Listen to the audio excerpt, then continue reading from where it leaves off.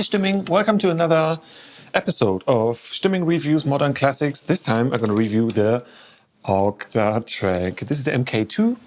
I used it quite a bit on stage. I traveled with it for like 1.5, 2 years. And as usual, Elektron has those metal housings that are totally bomb-proof. Oh, a word that you shouldn't say at the airport. This thing went through a lot of airports already. So, what is it? Let me switch it on first, then I will explain what this thing is. Ding. All right, so the Octatrack it says it's an 8-track dynamic performance sampler. That means those are the 8 tracks. Track number 8 can be a master out, and it's basically 8 voices. You can like play one audio on one track. And the interesting thing is the audio handling, because on the Octatrack it differs to any other sampler out there in the sense that it doesn't do any difference if it plays just one waveform, a very short waveform, or a 2 GB long file. Actually, I don't know if the file can be longer than this. The very long files can be time synced, and the waveform can be played and shaped like a synthesizer. This is one thing. The other thing is it can stream a 2 GB long file out of the very modern, futuristic compact flash card. Let me show you. Yeah, they look like this. And when I put it on again, maybe it crashed. By the way, I think the Octatrack, it crashed like twice during the last 3 years on stage. So right now it crashed, but I think that's fair. That's okay. The Octatrack can crash when I put out the compact flash twice. Before we get to the magic of the machine, I want to show you some basics. I loaded already a couple of sounds in here, a bass drum, a snare, a hi-hat, and a found sound. Some metal. The philosophy behind it is there's 2 lists, like in any other Elektron machine, there's 2 lists of 128 sounds that you can load into a project, into a set. So, no, into a project, no, into a set, no, into a project. I don't know. I think into a set. One, the static machine, here it says static. Oh, by the way, I left the sticker on top because the screen is too bright for nightclubs. It hurts in the eye, and I wanted to, that's why it looks a bit shabby. But somehow I like my equipment to look shabby. So, there's the static list, which means everything played here is streamed from the compact flash. And then there's the flex list, which means everything here is played from the RAM. It says free memory, 64 megabyte. That means roughly 6 minutes. Stereo, 44K. Wave audio is free, so you can sample 6 minutes or play stuff for 6 minutes in stereo. Then, the flex machine, here you see it's recording 1, 2, 3, 4, 5, 6, 7, 8. Those are the recording buffers for the recording function of the machine, which I come to in a second. The magic happens in combination with those recording buffers. The flex machine, the flex machine, a through machine that puts audio from the inputs. By the way, the connectivity is the MIDI to your compact flash, a USB for data exchange. Unfortunately, not MIDI over USB. 2 stereo inputs, which via the through machines can be handled as 4 mono sources. There's also a mixer function where you can mix those 2 stereo inputs onto the master out, and also you can apply master out effects on it. So that was the true through machine. A neighbor machine gets audio from the neighboring track. And then there's the pickup, something which I don't understand and I never used and I don't care. So the pickup is like they have some kind of looper function, and there are some oddities in here. And one oddity is the looper function. I think I never heard of someone actually using it. And I'm not sure if they ever gonna do something like this again. But I come back to that later. Static and flex, those are the two interesting parts. From what you can do with the audio, you get pitch, start and length, rate, and retrigger timing, a normal amp page, as you know, 3 LFOs per voice, 2 FX slots. Then the whole 8 tracks are kind of mirrored on the MIDI side of things. So it's also an 8-track MIDI sequencer, which has 4-voice polyphony. That means on one step event, you can have 4 different notes. So you can play an interesting chord into it. With transpose, an arpeggio designer, there's also an LFO designer. You have 3 MIDI LFOs, which is nice. And you can apply 10 CCs freely plus pitch bend and aftertouch. Yes, it's 3. So just like shift and then you can like dial in the CC you want. That's the MIDI sequencer. Oh, by the way, of course, there's a swing function. There's a scale and length per track mode, so it can be a polyrhythmic thing very easily. There's a chain behavior setting. There are freaking amounts of settings that you can do, as we showed with the Elektron machine. Okay, so let me play something. Just clear those. You see, I'm familiar with the machine. There's something weird. Of course, the 8 MIDI tracks are here. From 1 to 8, you could trigger MIDI notes here, and the 8 audio tracks are here on the right side, which is weird in the sense that you can change the behavior of the sequencer into a quick mute mode, and then it's the other way around. The MIDI is here, and the audio is here. Of course, makes total sense, right? Doesn't it? The other modes for the sequencer are a chromatic mode. That means, oh, by the way, with shift and blah, blah, you can mute, shift and push, you can mute and unmute those tracks as well. There's a chromatic mode.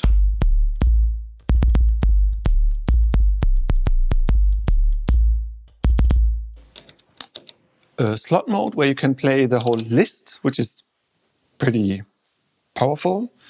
So if you apply samples to any of those slot numbers, you can play them on the keyboard and switch on to 4 banks. That makes 128 numbers here. And it's all played on the track 1. So it's a kind of like a parameter lock, but for samples. Of course, you can sample parameter lock as well. Slices, you can slice audio, quick mute, and there's a weird delay control that I never actually use, but I think it's quite powerful. You can control the delay length of any delay effect that is applied on any of those tracks and can make weird things. Unfortunately, I never really used it. Okay, so let me play something. No, let me program something. Yeah, I program a simple electro beat.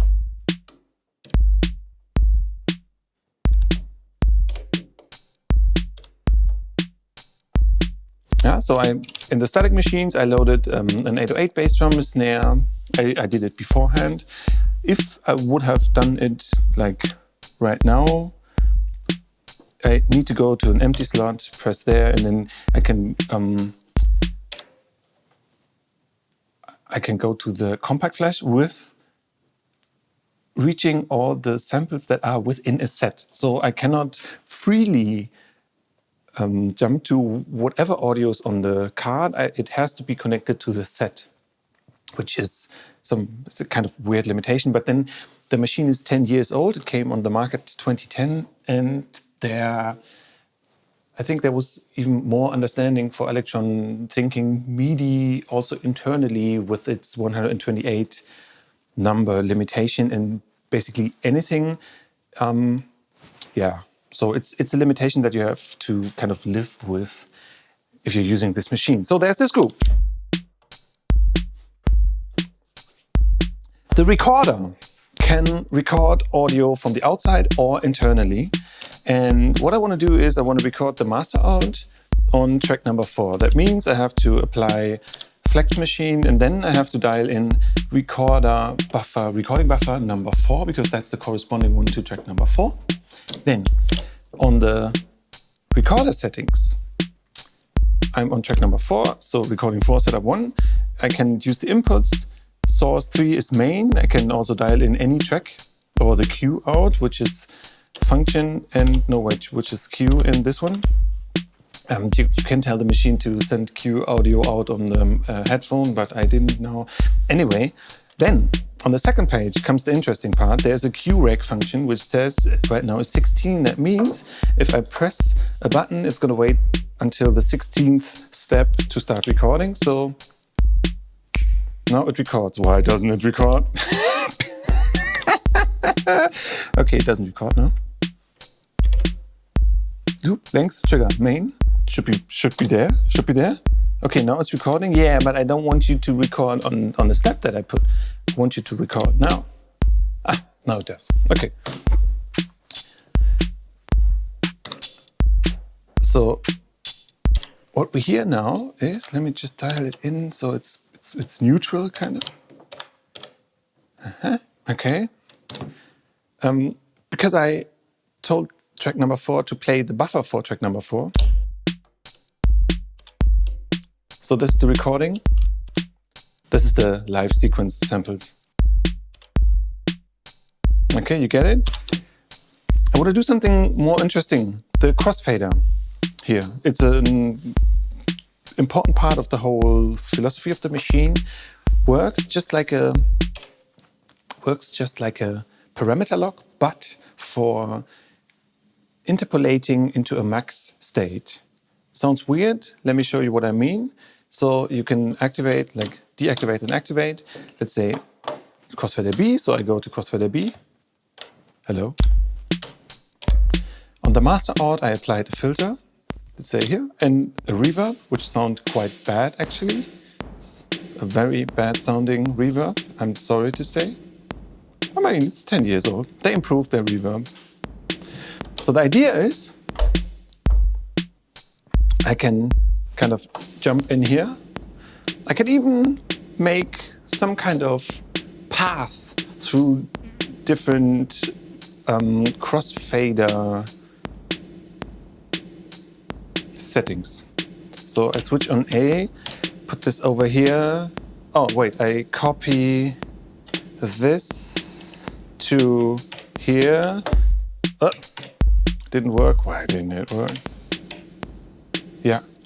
Okay. I copy B to A, 2 to 3. Then I can tweak it again.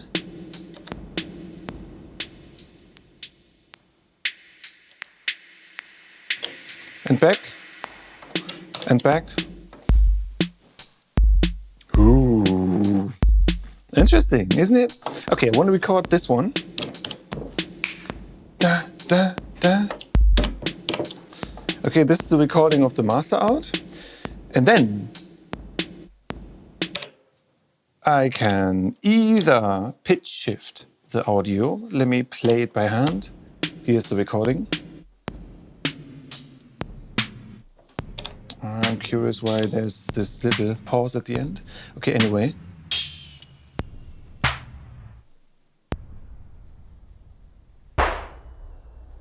Or time stretch. This is, I think it was when the machine came out. It was really like it was mind blowing to have this type of Ableton time stretch ability in audio put into hardware, and it's quite impressive. Let me show you why. So right now it's both, and if I time stretch the recording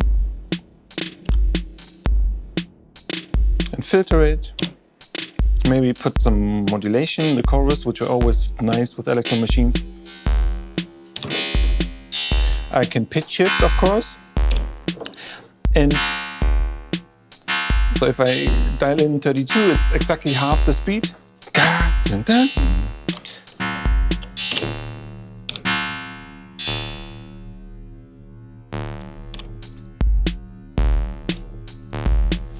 And of course I can just apply another start point for the sample that I recorded.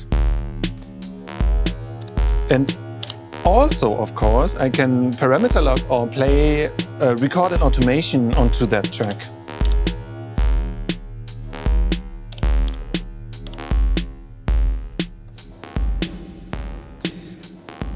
Also, the crossfader, how do you call it? They call it scenes, I think. The scene can be applied to any parameter out there. So if I want to make things a bit crazy, then I apply some re-trigger.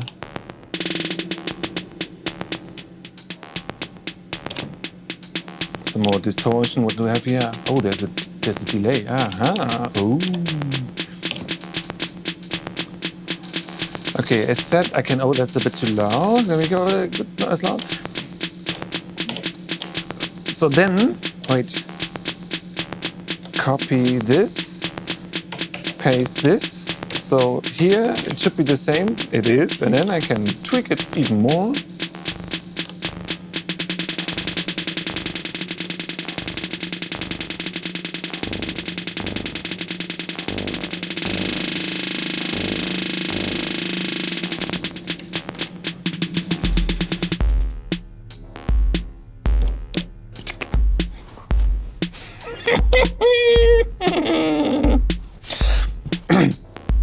Yeah, so that's Octatrack style crossfading scenes. So there's a little bit of a problem if you build a scene path. Things are getting very complicated very easily.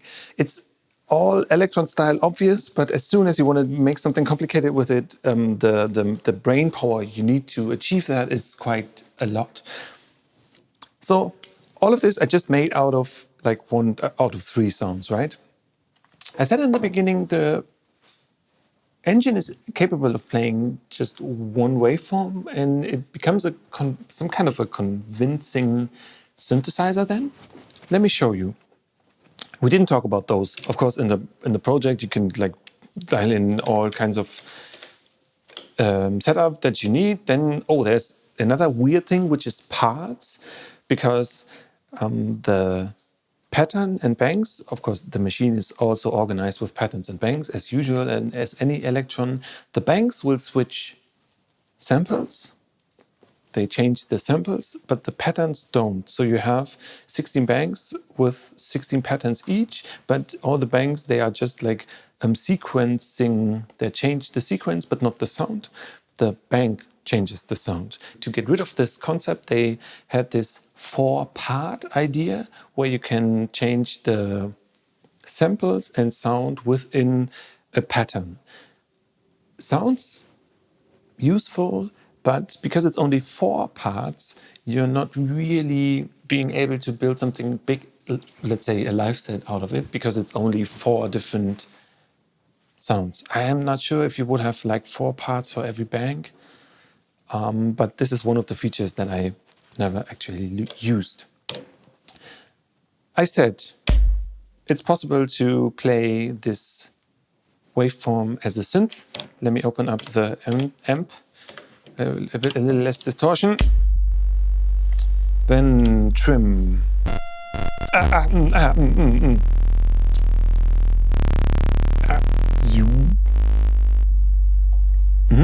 Okay, there's a little at the end, but I think it's quite convincing. If we change to chromatic.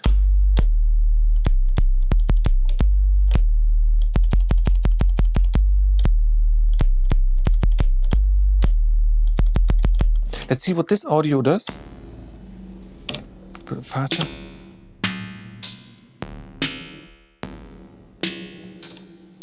Let's do the same here. Let's look for something.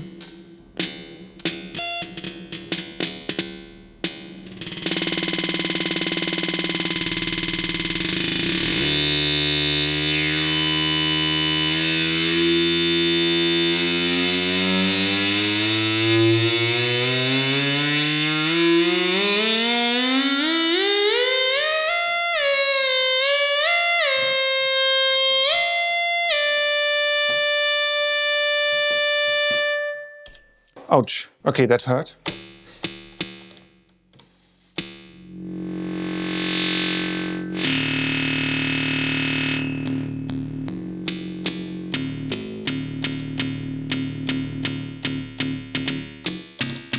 switch off the effect.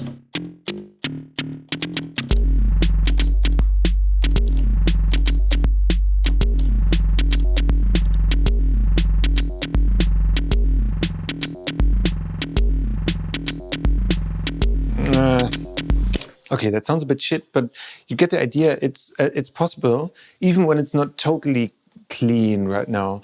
It's probably would need a little bit more effort to really find the true 0 points. With this, let me call it audio edit. Okay, I go a step further. I showed you this. What?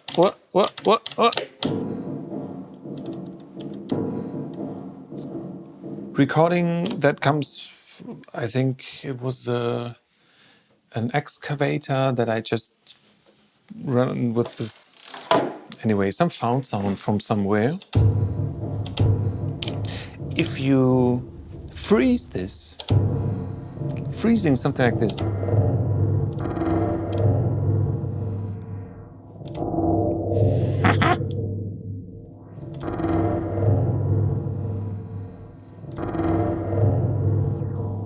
it's pretty cool, isn't it?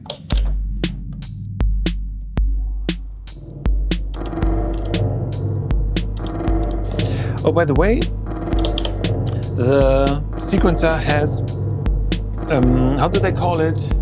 Trigger conditions. Here, 1 out of 4, or percentage, or neighbor, or fill.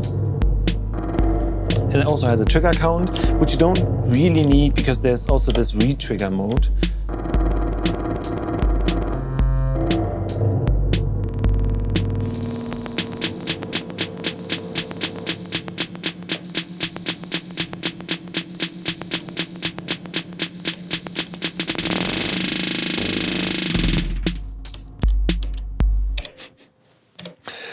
Okay, then I said in the beginning the machine can play very long files. I put a long file in here. It's called Octa Review Mel 105, C minor, my favorite scale. And it's 105. If we look at the attributes from this long file, I show it to you. It's number 6.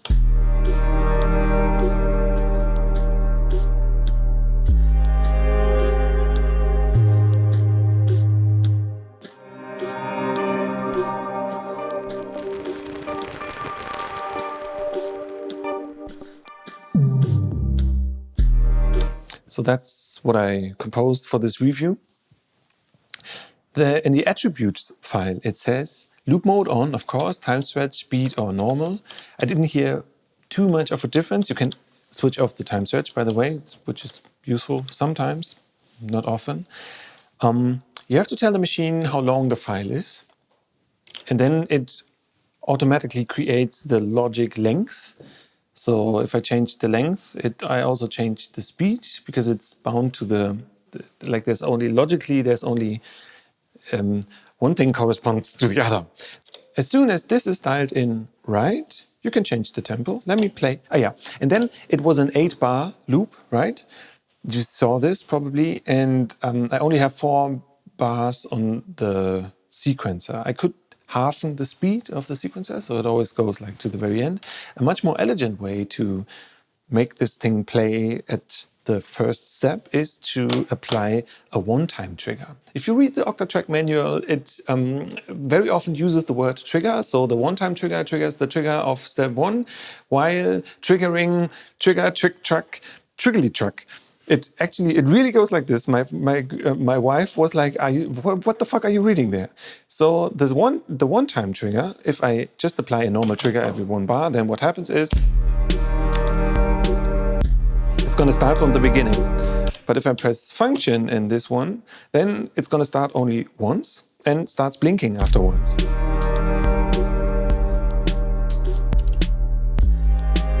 And as soon as I press yes, I activate it again and it starts from the beginning.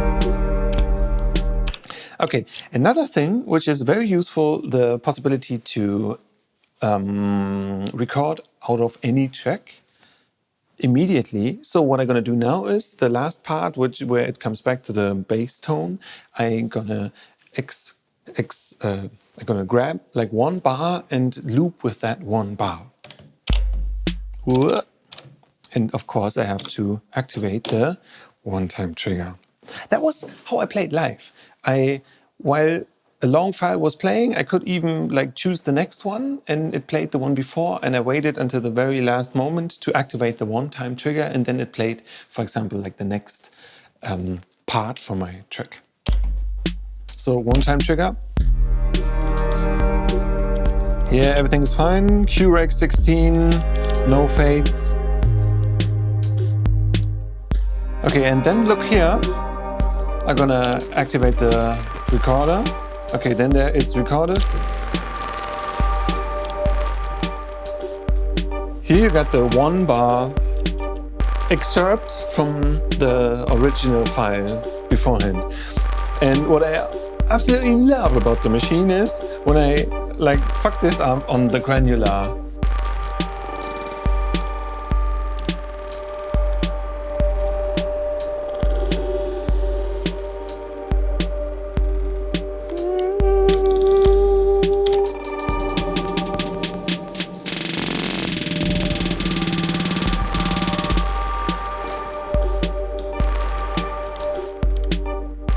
There I am.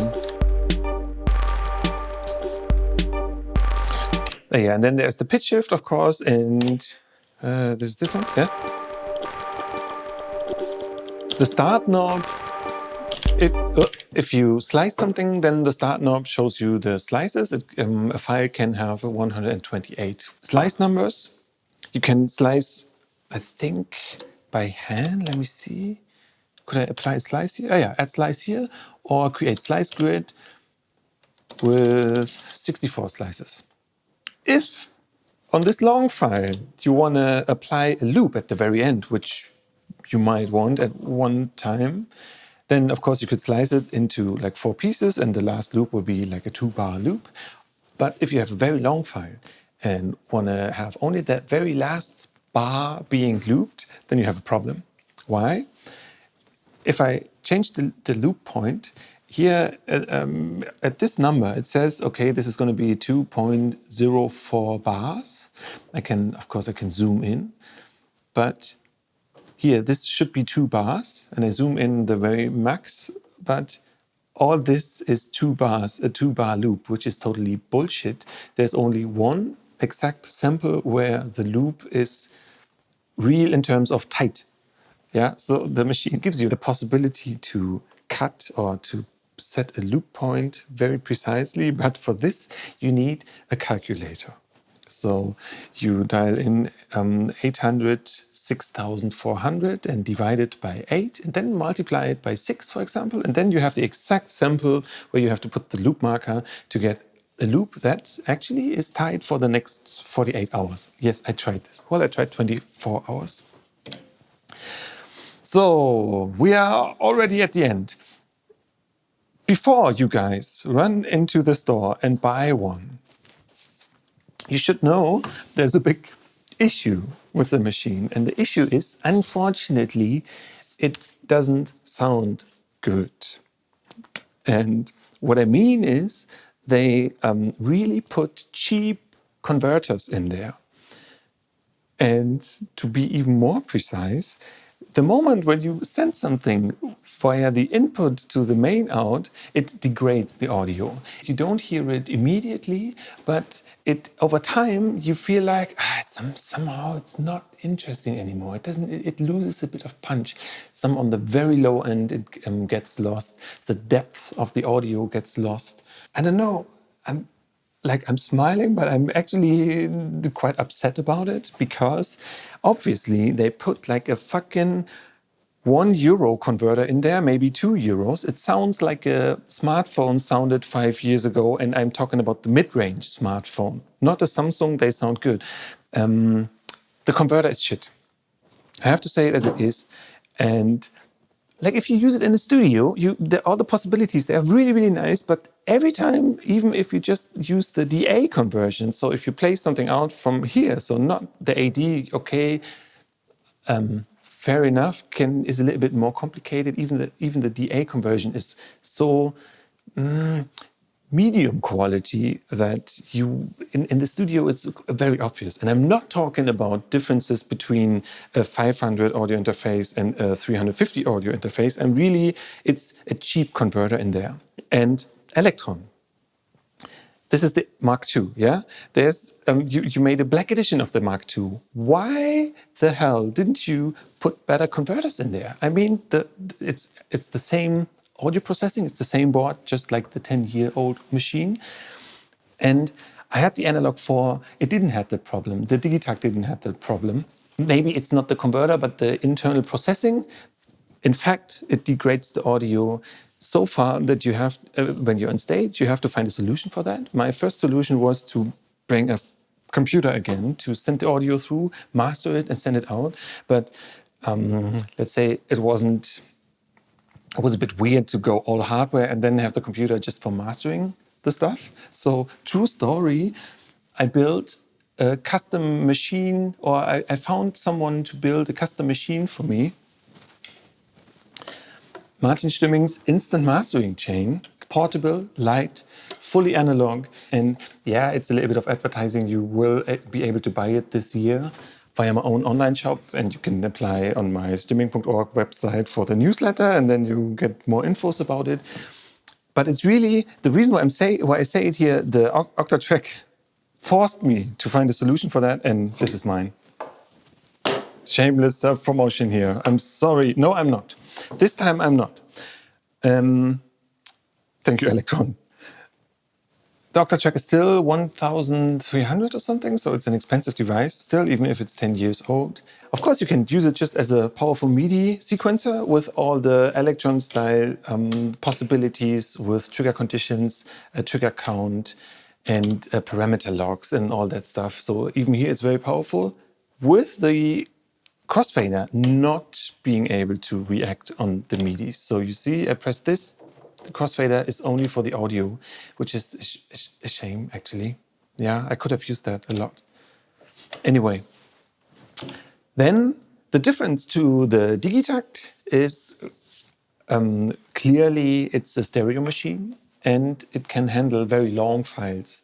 The Digitakt cannot. The Digitakt is mono. The Digitakt is made for one specific task, and it does that very, very good, which is drums, basically, or one-shot sample play. The Elektron is much more open in its possibilities. So it's a mothership, which has a little bit of a strange voice. Okay, conclusion. The machine is incredible in how fast the recording and playing process works. And it's really a performance sampler in the best sense. And it's also a little bit of, it's an experimental device. It has some functionality which is obviously not thought out to the very end. And I embrace this. I'm really happy that Elektron was brave enough at that stage to bring this out, even when it was a little bit of an experiment. Unfortunately, they didn't want to spend 10 euros more for a better converter board or whatever. And this is a bit of a shame. Nevertheless, it's an incredible device. I'm looking forward to the next generation they build. And yeah, I hope you enjoyed it as much as I did.